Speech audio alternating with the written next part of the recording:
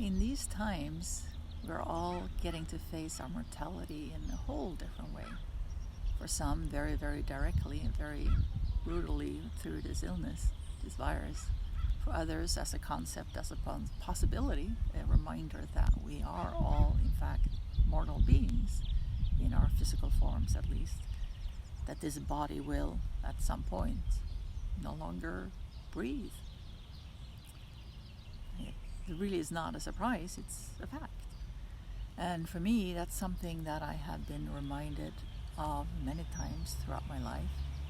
3, to be very specific, very clear, close encounters with the death of this physical body. And as I've said, I'm going to share them here on videos. And the first one happened when I was around 30 and I used to skydive. That's what I did for fun. Or at least I thought it was for fun. It was fun, but I now know that it was really preparing me and teaching me so much that I didn't really have any awareness of back then. I did more than 200 jumps total, which is very little in the skydiving world, but still 200 jumps, 200 plus, all on my own, never tandem. And somewhere around my 100th and I don't know, second or third or something jump, something extraordinary happened.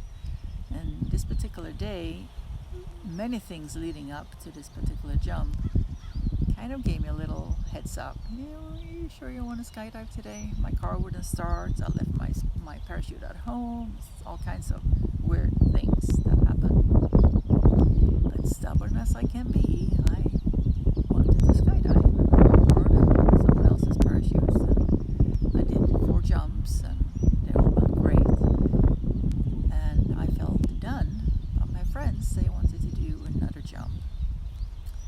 And they needed one more person in order to fly those particular formations that they were looking for. So I said, yes, sure, I'll do another one. And in the plane on the way up, I got the position next to the pilot, which is kind of separated from the others. There's no door on the plane, it's just a big hole, the hole you jump out of, so it's loud and windy and you can't really communicate unless you're really close up to someone. And the pilot has headsets on, so I was in my own world and I had that position before. It's nice, your own space to prepare for your skydive.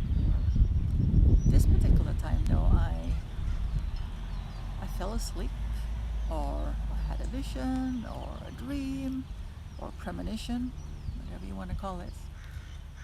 I can't say that I really know. I felt that I was in a different reality. That's how it was. It was as real as me talking here and now. And obviously it wasn't. I was in the plane and I was dreaming that I was skydiving, and in this dream I had to make the reserve.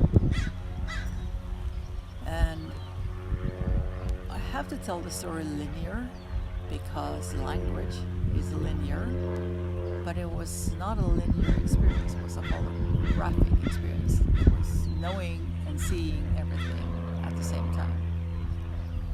And I knew in this dream that I had to make a choice.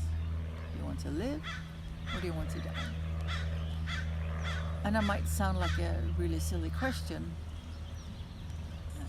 but it wasn't for me. If you had asked me on the ground in my life if I wanted to be here, I would have said no. Just take me home. I wasn't happy. I felt life was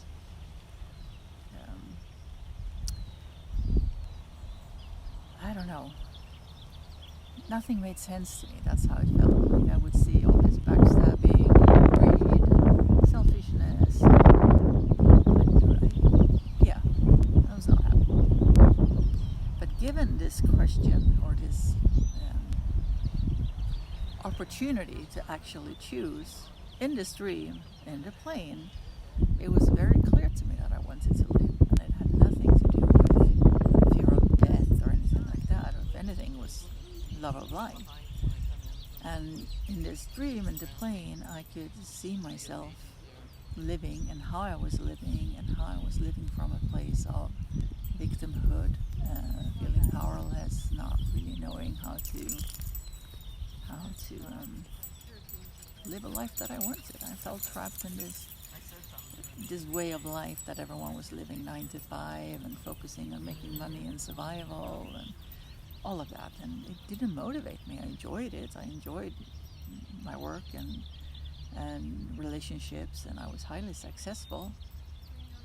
But it didn't satisfy me. There's more to life than this, and I just couldn't figure it out. But to my surprise, as I'm seeing all of this in this dream, in the plane,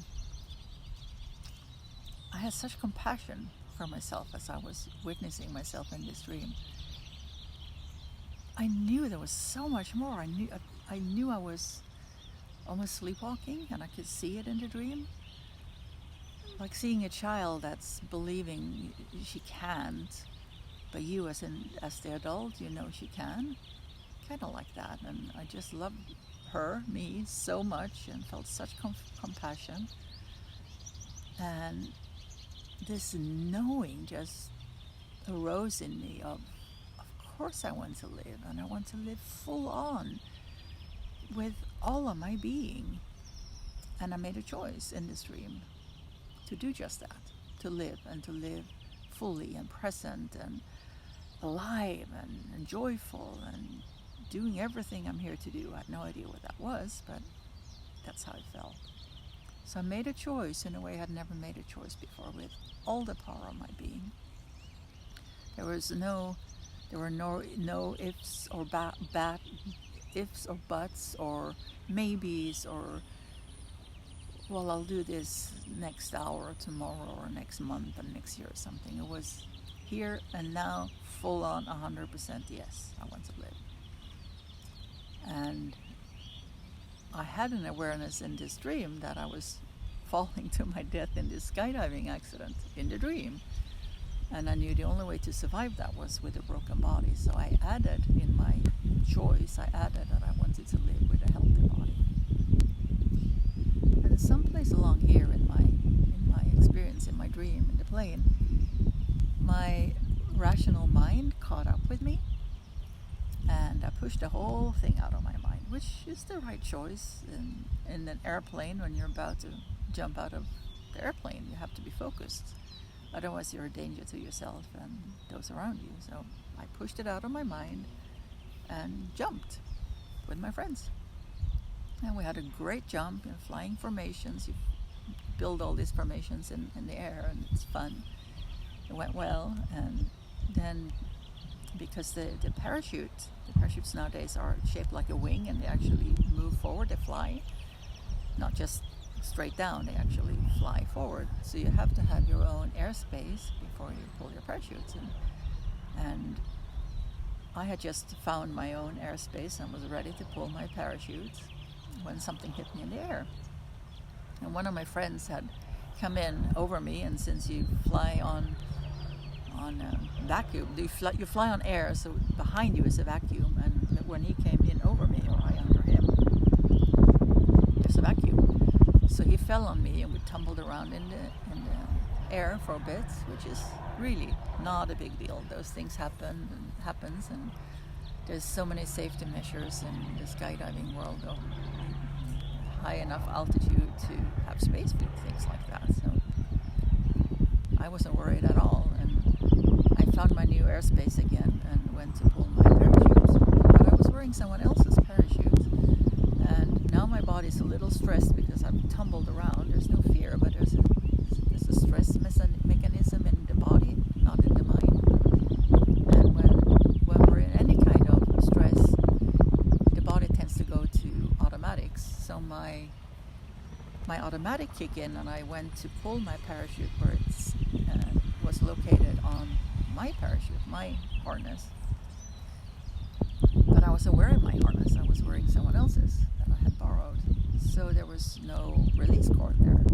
And I quickly realized, I'm wearing someone else's. And that was on the back of the pack, and I went there, but now I couldn't find it. and you're falling really, really fast. There's no time for these things, especially now that I have lost precious seconds by tumbling around. So I look at my altimeter and I see that I'm below the altitude where you can actually pull your main parachute.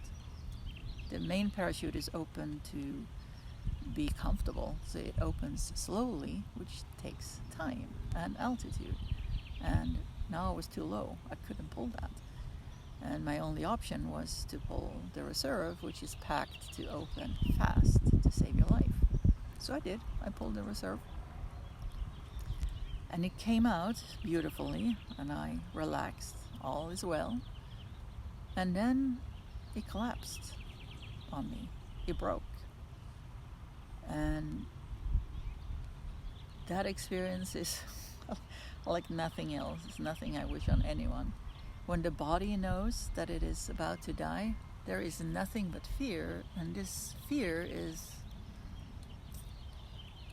was a fear I had not experienced at that point in my life. I was 30. I've had my fair share of scares and falls and car things, but nothing like this, when death is inevitable. And terror, fear, I don't even know what to call it, but there's nothing but fear. There's no space for thinking or feeling anything else. And then something changed.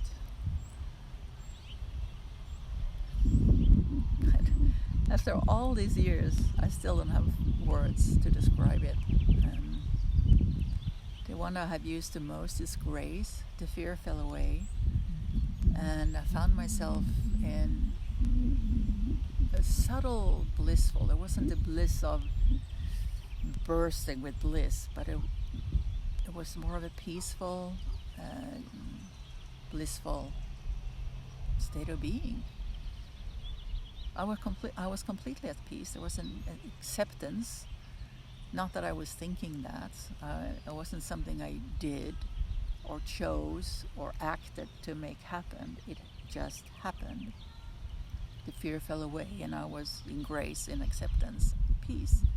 My body was still tumbling to its imminent death, and I was acutely aware of that, but there was no fear around it. Truth is that the death of my physical body was irrelevant. I knew I was fine. I knew the concepts already, that I'm not my body, I'm not my mind, I'm a spiritual being in physical form. As a concept, I knew that. But now, here, in this extreme circumstance, I experienced it full on. Absolutely. I knew I am okay. Whatever happens to my body is irrelevant. And I could see there was something wrong up there in some of the lines of the parachute, and I was trying to fix that, but not from a place of, oh my God, I have to fix it, or oh my God, I'm falling to my death. I was completely at peace, just dealing with what was in front of me, which was some broken lines I later learned, and I could see it. I was trying to do something about it. And then all of a sudden I smack into the ground. I had completely forgotten that I needed to land. I was so in the moment, so present in the moment, that I wasn't even thinking ahead of eventually I'm gonna hit the ground. And it was incredibly painful. All the air was knocked out of my lungs and I couldn't breathe. And all the friends on the ground were rushing towards me and completely stressed, and I was like, calm down, I'm okay. And of course they didn't believe me, because you can't be under these circumstances, and they're all thinking that I was in shock or something, and maybe I was, I don't know. I just knew I was okay, even though it was very painful at the time. And I ended up pinching my toes to check if I feel anything, if I've broken my back, and all that kind of stuff. Everyone in the skydiving world knows that if a body hits the ground like that from jumped out of an airplane and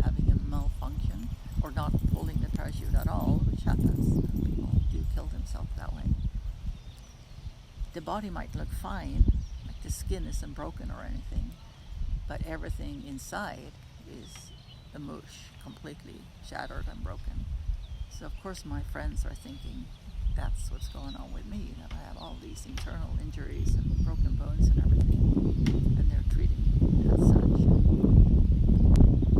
Obviously I didn't know any at that moment, like factual. I hadn't been examined and everything was in pain, but I knew I was fine.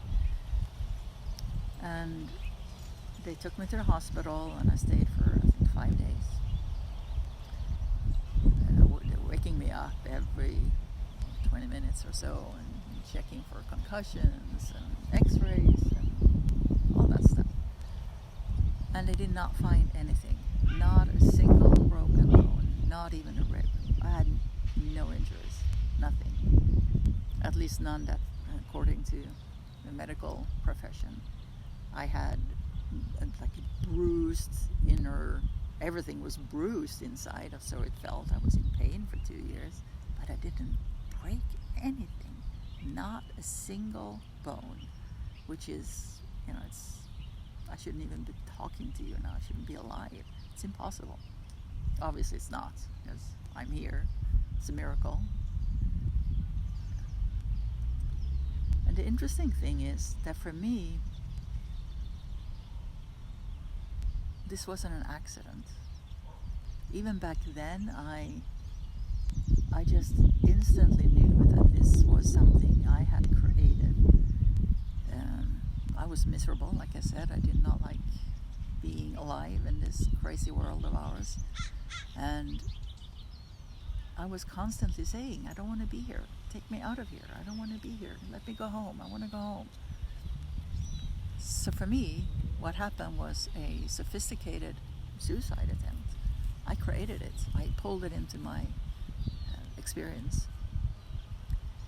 And the universe, source, God, higher aspects of me, whatever your belief system is, gave me this opportunity as a result of my desire. Okay, you say you don't want to be here? Here.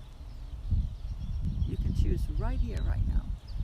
And I have no doubt, not a doubt at all now, 30 years later, that if I had chosen the opposite in that plane, I would have died that day. But I chose life. And one is not better than the other, really, but I chose life. And life responded accordingly. The universe, God, whatever you believe in, responded according to my choice. I could never again say that I was powerless in my life. God knows I tried, and I still do at times, but I know it's not true, and that changed that day.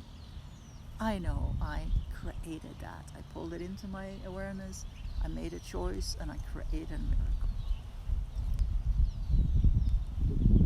It changed everything.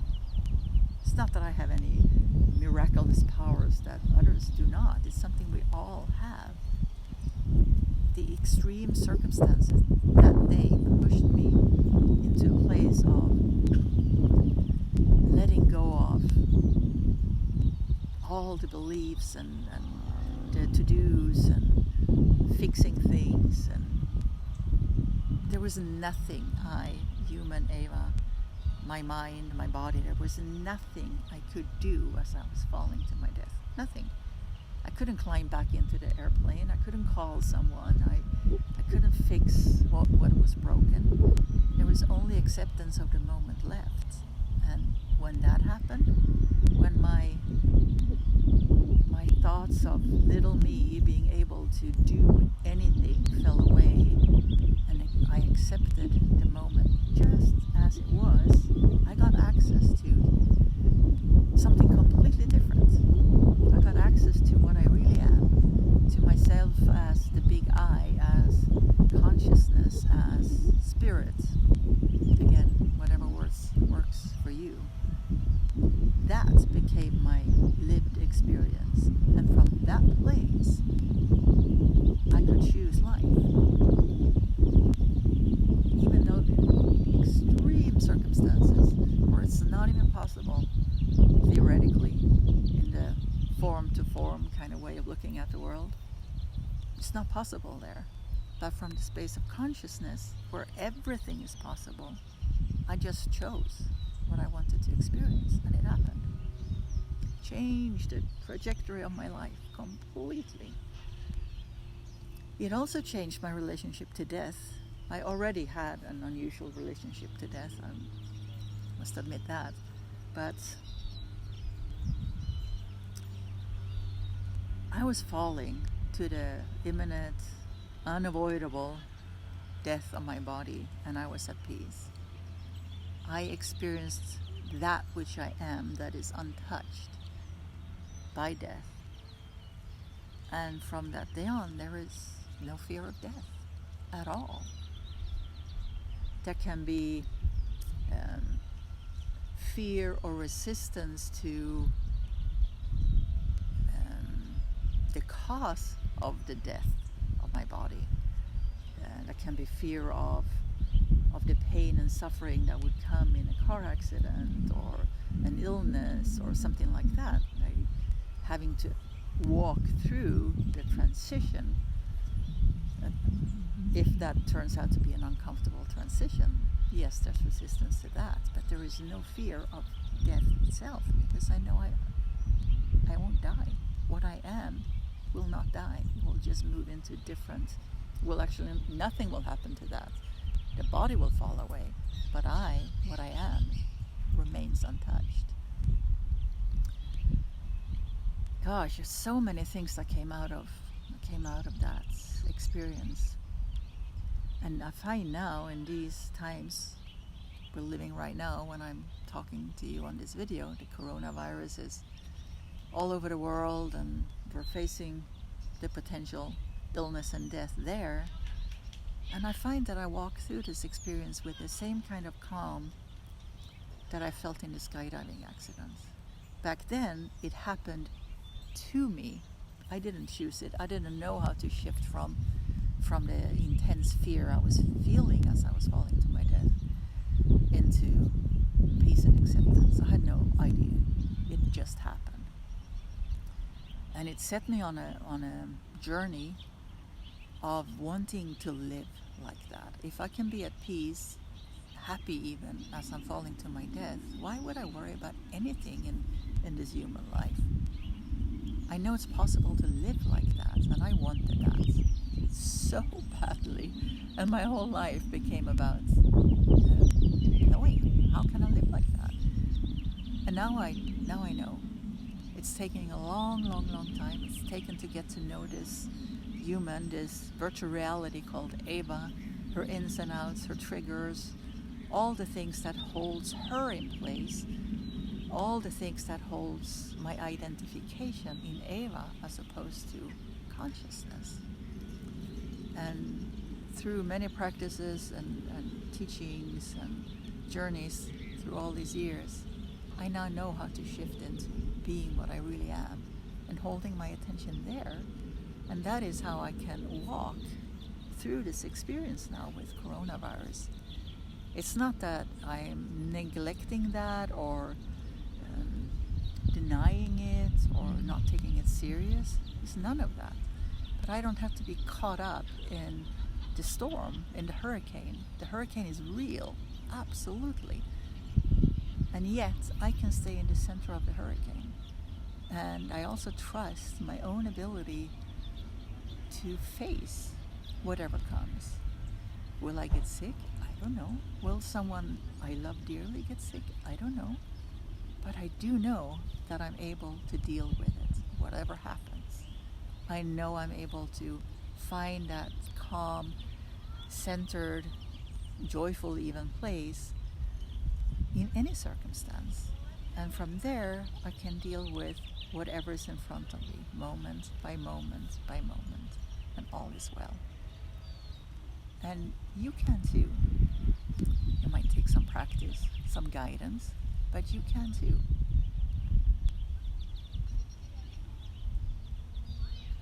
I am so grateful for that opportunity, for that experience in my life. That seemed like a terrible accident. That was a sophisticated suicide attempt, and such a gift. It changed my life. And thinking of that, what's going on right now for all of us, can be used as a gift, as an opportunity to see what's in it for me. What can I learn here? How can I look at myself and see how I can face this from a deeper sense of groundedness and peace, and knowing and trusting that we'll deal with it individually and as communities, nations, and as humanity. We'll get through it together, one step at a time. And if I can support you in any way, please just reach out. Happy to share what I have learned and how that can potentially help you. Thank you so much. Love you all.